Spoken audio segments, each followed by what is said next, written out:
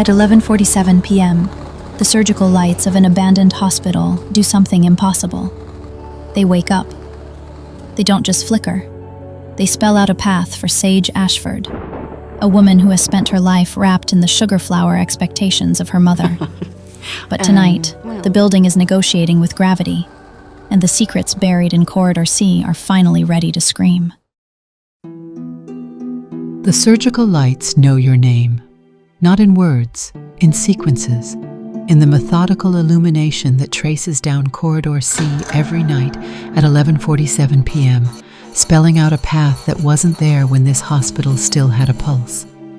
You've learned to read it like a family photo album reads you, with absolute certainty about what it means, even when the meaning shifts beneath your understanding. You are Sage Ashford, and you move through forgotten places like someone returning home to a house they never left.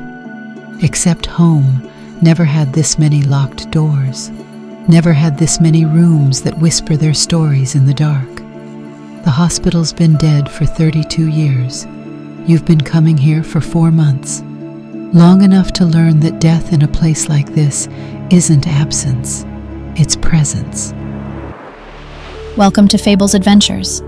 I'm your host, and today's narrative, The Ribbons of Corridor C, is a heavy psychological thriller for our 16-plus audience. If you've ever felt the weight of a secret you weren't supposed to find, this one is for you. Please subscribe to enter the ward. The lights are tracking us. Let's go. It's the weight of every patient who died in these beds, every doctor who made decisions they couldn't unmake, every nurse who held hands at 3 a.m. and promised everything would be okay when they knew it wouldn't.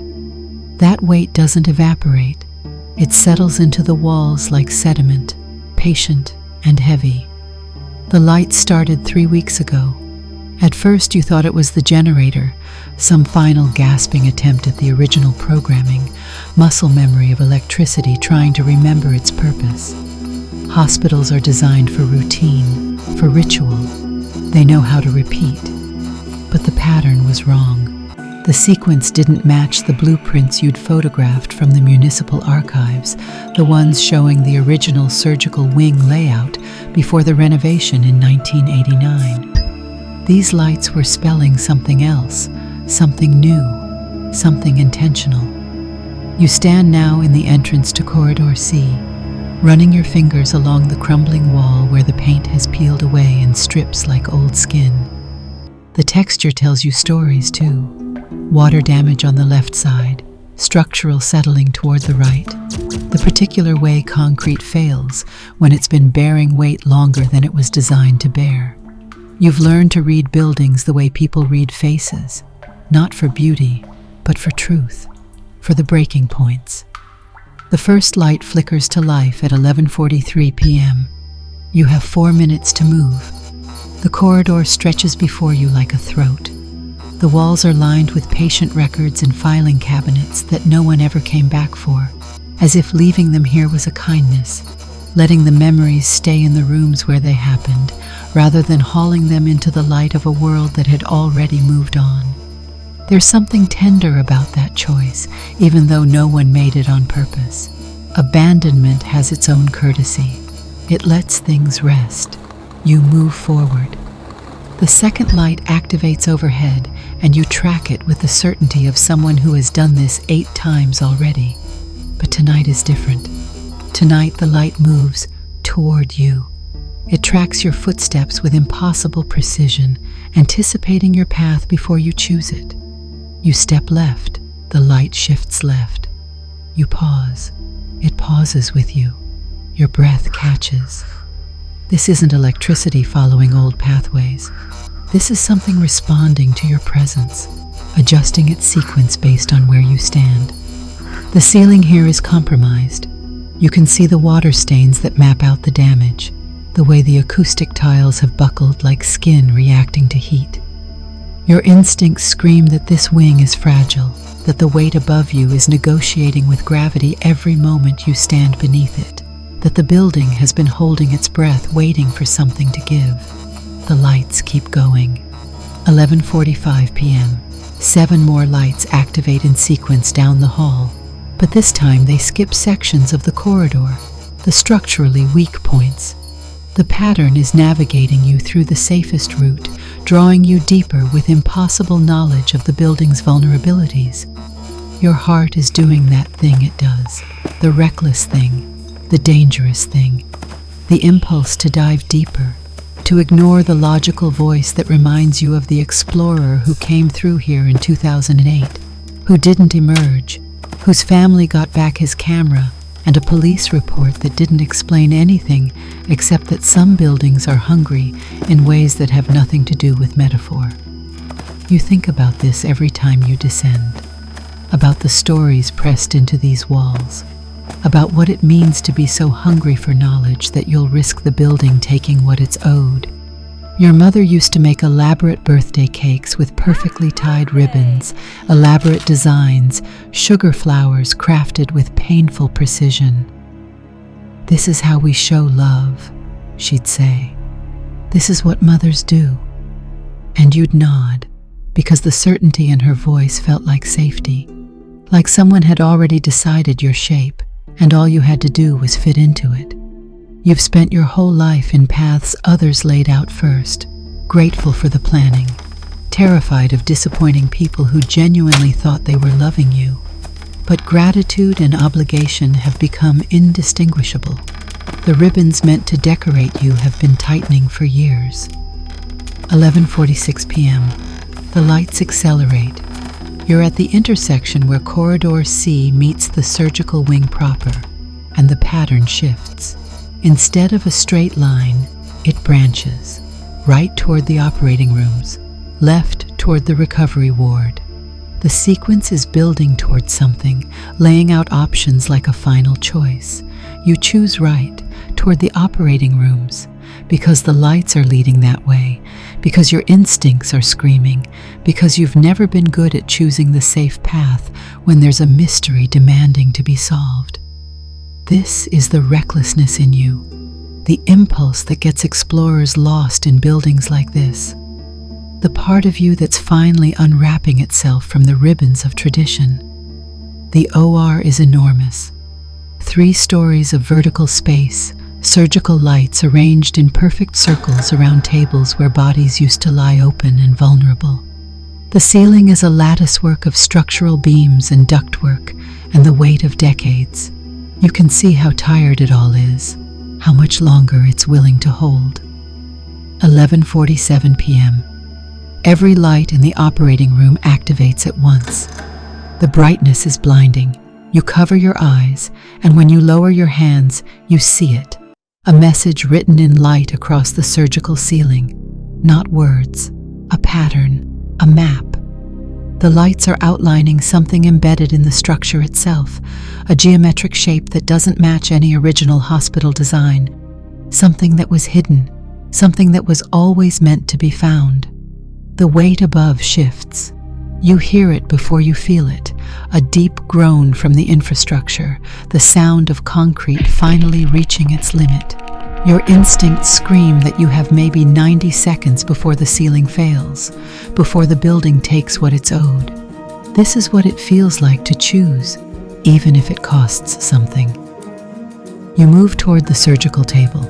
Your hands are shaking, partly from fear, partly from the exhilaration of choosing. The light shows you exactly where to look. A compartment beneath the operating table, sealed with surgical tape that's been there since 1989, since before the renovation, since someone deliberately hid this away. The building groans again, louder. The lights flicker like a heartbeat failing. You pull. The compartment opens. Inside, journals, patient files, documents stamped with words like unauthorized and classified and burn after reading. Someone didn't. Someone preserved. Someone left a breadcrumb trail written in light and structural compromise, hoping someone reckless enough would find it. The first beam cracks above you. You don't stop.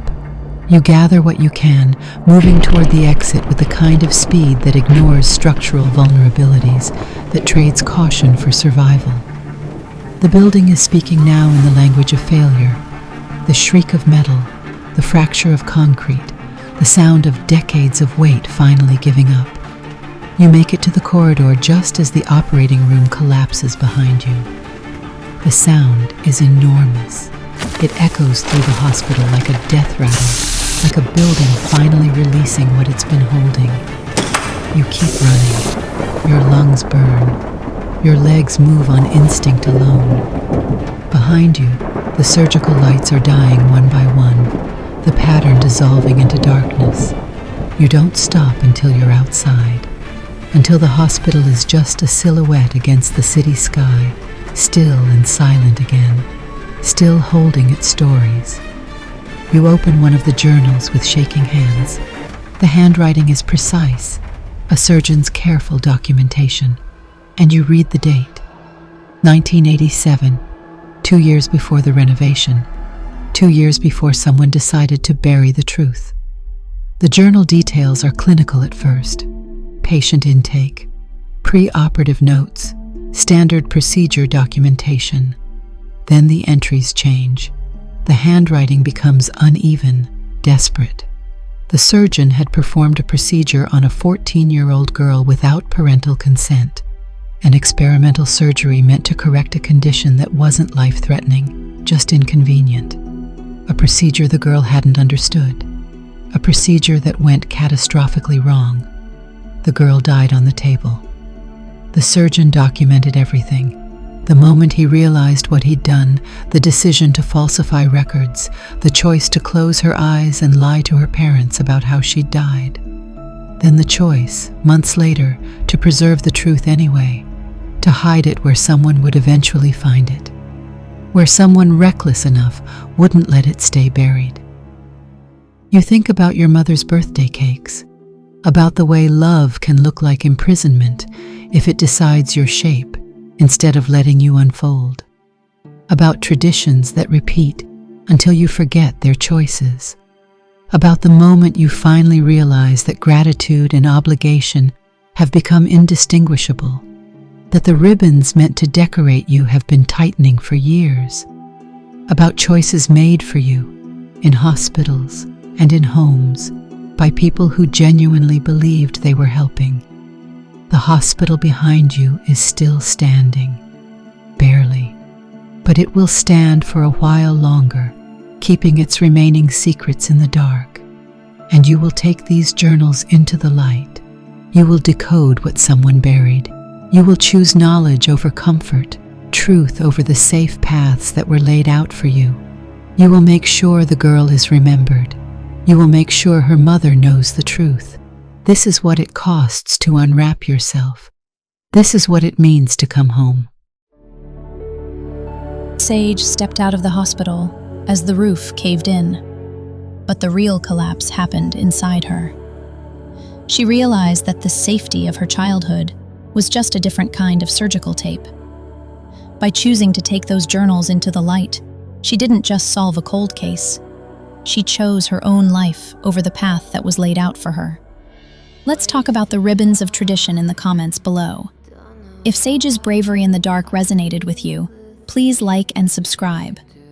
For more atmospheric psychological dramas, check out the Fables Adventures app. Until tomorrow, choose the truth, no matter the cost.